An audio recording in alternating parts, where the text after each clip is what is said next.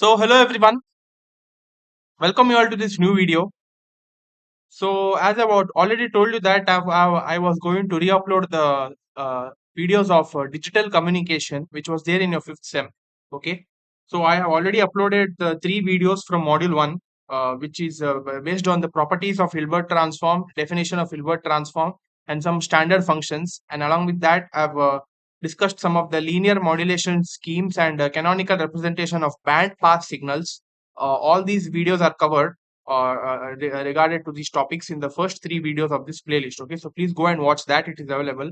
So in this video we are going to continue with module 1 only. Okay, there is one very important procedure which you need to be knowing, because with this procedure one or two problem would be definitely asked. Okay, that is it's a fixed question that they would be asking for either 10 marks or 8 to 10 marks. Okay, the problem is based on the Gram-Schmidt orthogonalization procedure. Okay, this this here we have a few steps which you need to be knowing.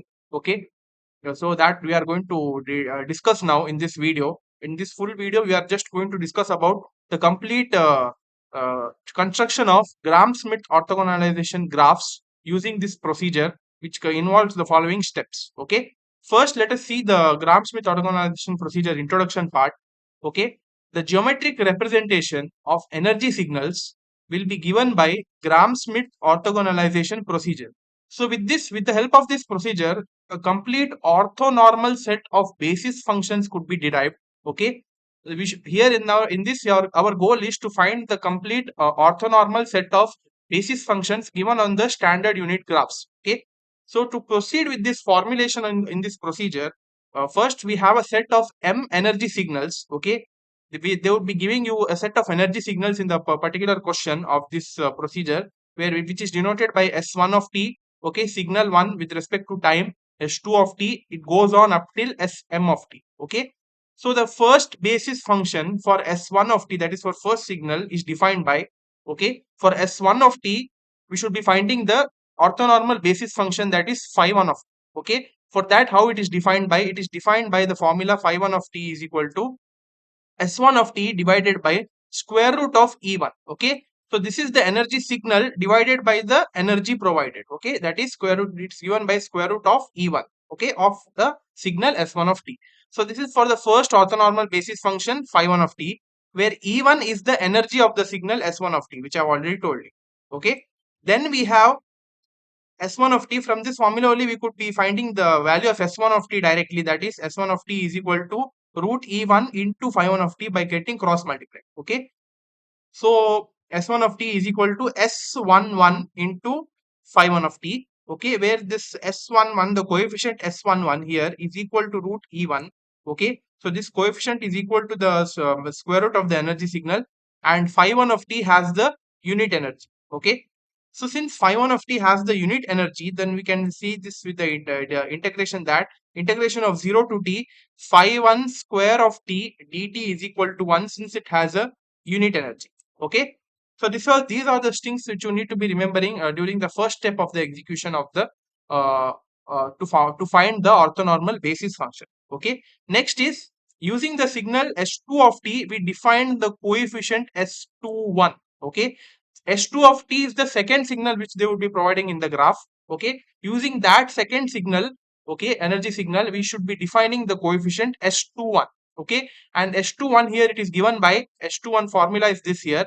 S21 is equal to integration from 0 to t, where t is the time interval which they would be defining it in the graph. In the that when we solve the problem, you would be getting to know. Okay, that is equal to S2 of t, that is the signal S2 of t, into phi 1 of t dt. So this phi 1 of t, in the first step we are going to find it out, right?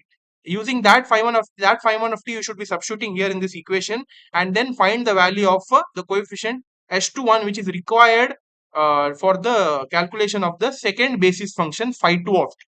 Okay, yeah. Next step is we may thus introduce a new intermediate function. Okay, in order to find the phi 2 of t, you should be introducing an intermediate function that is named as g2 of t. Okay, that g2 of t is given by g2 of t is equal to s2 of t minus s21, that is s21 we are finding it out here, right? That you should substitute here into phi 1 of t, that is named as equation 3.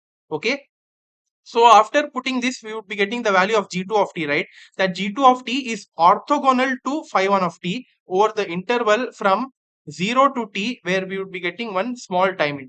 Okay, that g2 of t, that intermediate function, would be orthogonal to the first basis function. Okay, so now the second basis function is given by, so in order to find now the second basis function, that is phi 2 of t, that is now whatever the intermediate function we got g2 of t, that g2 of t divided by square root of g2 square t dt, that is equal to g2 of t. What is g2 of t? This same formula here. Okay, no need to write that, you could be directly writing whatever answer you got.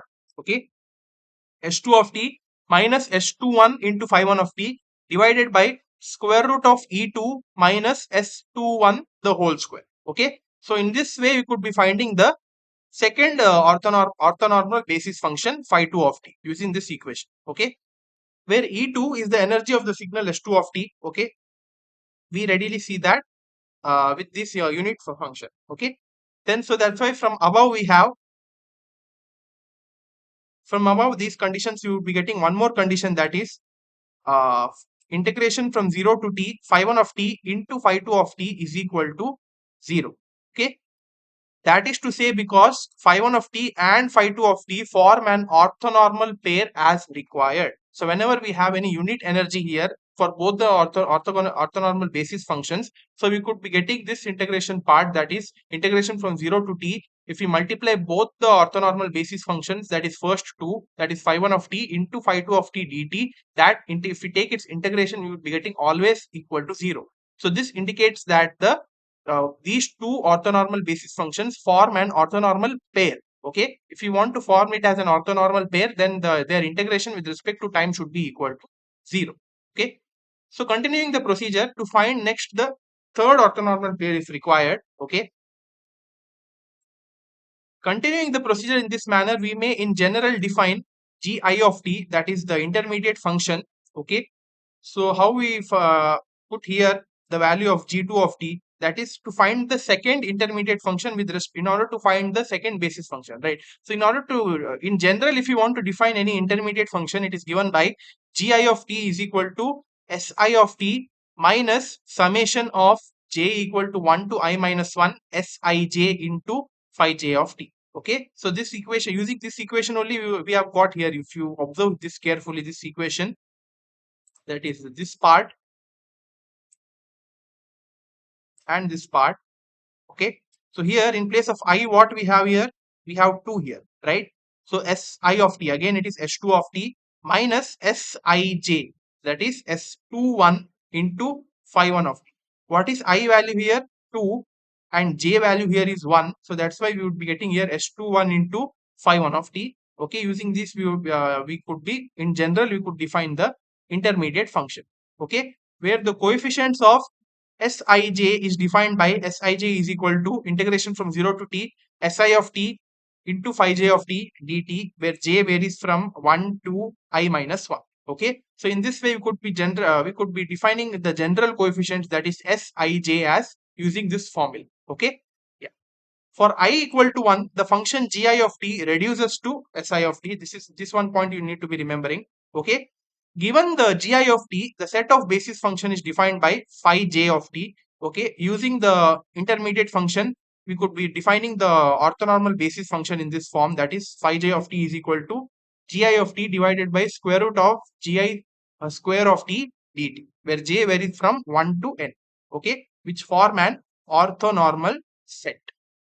So these are the complete procedures which you need to follow in order to solve the problems related to the Gram-Schmidt orthogonalization procedure. Okay, we have different procedures. We should not be following the same pattern. It depends on the various questions if provided.